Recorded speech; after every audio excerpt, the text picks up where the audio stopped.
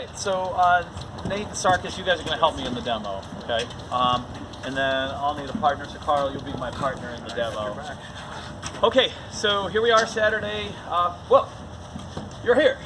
I haven't seen you for a while, Chris. Sorry. None of us. It's beautiful. I miss. Want to give me the camera? Yeah. I love you. I love you, man. So today we're going to work on something that, and I think this is episode 16 in the saga of As the Lake Bluff Paddle Club Turns. So welcome to episode 16. We still have many more to go. So today we're going to do our transition off a lob that bounces. A lob that goes over our opponent's head. We need to know how to handle that. And if the lob goes over our head and bounces, we need to know how to handle it. This is not something that comes up like 100 times a match, but it is a pattern that we have watched that typically we're not 100% sure we know exactly what to do. And I want to make sure that we really replace that lack of confidence with we know exactly what we're going to do and we are going to execute, because I think we will have a lot better success. So we are going to work on how to handle it when the ball goes over your opponent's head and bounces, and vice versa when the ball goes over your head and bounces. So we're going to do a quick demo here. You guys are at the net. We're going to be back. Simple stuff. This lob will probably go out, but that's okay because it helps you because it's going to then hit the screen. Right? Let's just do one and let's see how they handle it. This will be exciting. Ready? Okay, here we go.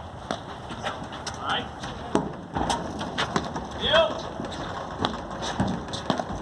Okay. Now, a couple things, right? This is great. Perfect food for thought, right? Great job. Make sure we communicate that you've got it so that Sarkis knows he doesn't have to get it. The second part of this is sometimes your partner doesn't even know that you've decided to bounce it.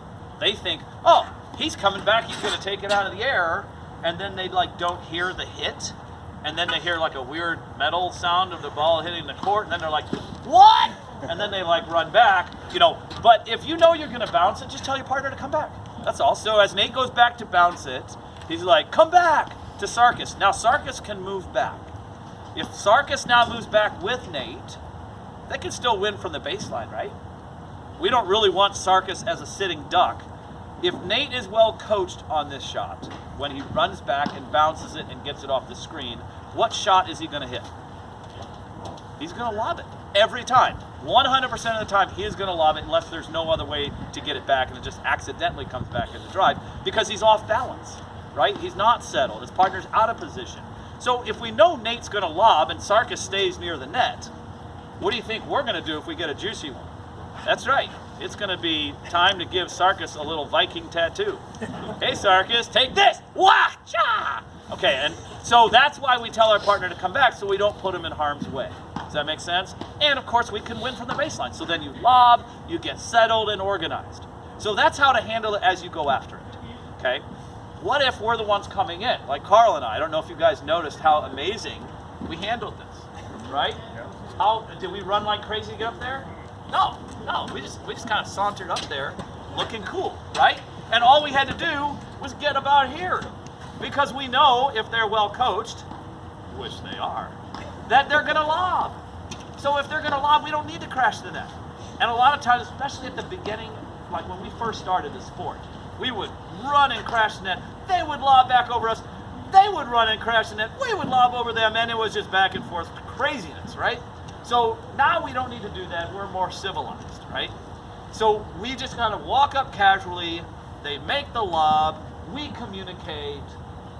Where are we going to hit this shot? Middle. We're going to hit this ball to the middle. How often? Every time. 100% of the time to the middle. We're really not settled either, although we did walk up pretty in a cool way. We're still not quite settled because we haven't really established who we're attacking yet. We push it to the middle, and now we might morph into our attacking modes. I'll take the middle, we'll go after the do side guy, or Carl will come over and morph to the middle, and now here we are attacking into the ad side, however we decide to do that. But we've got that ball right down the middle deep, and now we're all set, and we can work our magic after that. A lot of people get excited on the transition and they run up and they see Nate's in trouble, or Sarkis is spinning around. They're like, I'm going to hit this incredible shot. You don't need to hit an incredible shot. What you need to do is get organized, because guess what happens a lot of the time? 50% of the time when we run up and try an incredible shot, we miss. We don't even get them in trouble, even though they're spinning around, falling down, right? We miss that shot. So down the middle solves the riddle, hey diddle diddle, especially on a transition. Does that make sense? So that's key. And then of course we get to our spot here. So definitely moving back, communicating. You've got it, your partner comes back. What shot are you gonna hit? You're gonna lob. Coming up, we come up slowly. We're not in a hurry. We stay balanced. If I'm on the move when they hit, what if they do hit it low accidentally and I'm on the move?